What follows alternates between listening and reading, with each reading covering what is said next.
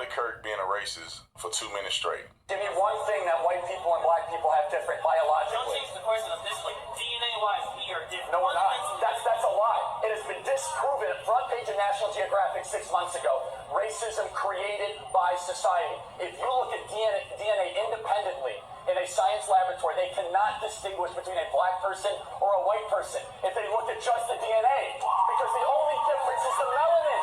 It has been disproven. Race is a social construct that I want to break out of. And I want to give Charlie some credit here, okay? Back in 2019, Charlie Kirk helped a lot of young blacks get to the White House. He changed a lot of their lives. A lot of them never imagined going to the White House, and Charlie helped hundreds of young black boys and girls go to the White House. Charlie, thank you for that. Thank you, Charlie. Thank you, Charlie. Thank you, man. So for people who want to call Charlie a racist, kiss my black ass. Excuse my language. Charlie Kirk is not a racist.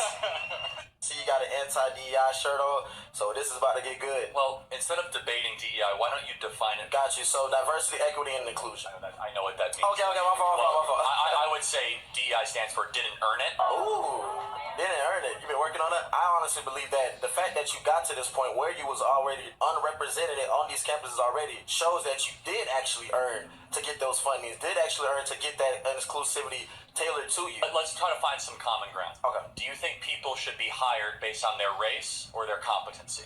I don't think that. I think they should be race. Which one? My fault. Yeah. Sorry. My fault. I think that they should be hired based on their competency, not their race. We totally agree, right? Okay. So what DEI does in practice, not in theory, is it focuses on race more than competence. Okay. That is our concern. Okay. And so what I want, and you seem, very passionate about a lot of things, and you obviously have skills. For your life, I want you always to be judged on the content of your character, not the color of your skin. Where DEI says, no, we're actually going to care more about skin color than competency. And so what we want is an America based on merit, America based on how hard you work, an America based on what you bring to the table, not just what you look like. Look at that racism going out. Boy, Charlie, racist like a mud, ain't he? Y'all shut the front door. It's only idiotic people that think Charlie's a racist, because the thing is that for some reason there's something on the inside of black people. Not all. I gotta say that every time, because y'all be like, you hate black people. I'm black. How am I hate myself, you fool? It's something on the inside of black people that when they hear white people say a fact, it make them feel some type of way. We talk about this in the barbershop. We talk about this among black people, how violent the community is, how people want to move out. They seek all this ghetto stuff. They say all these different things, and let a white person say the same thing. Now the person is a racist.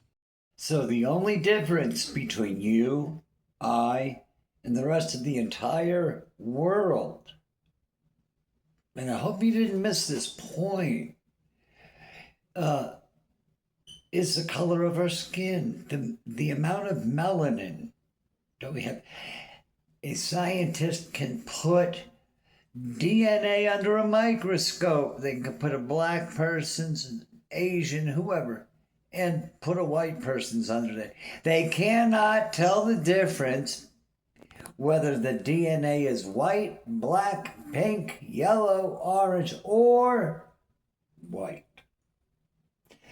So how do we distinguish between black people, white people, Asian people? Well, you don't, actually. But people have made up what's called a social construct. And therein lies racism. Think of how much energy we all have wasted on racism and thinking about it, acting out on it. It's sad. It's absolutely tragic.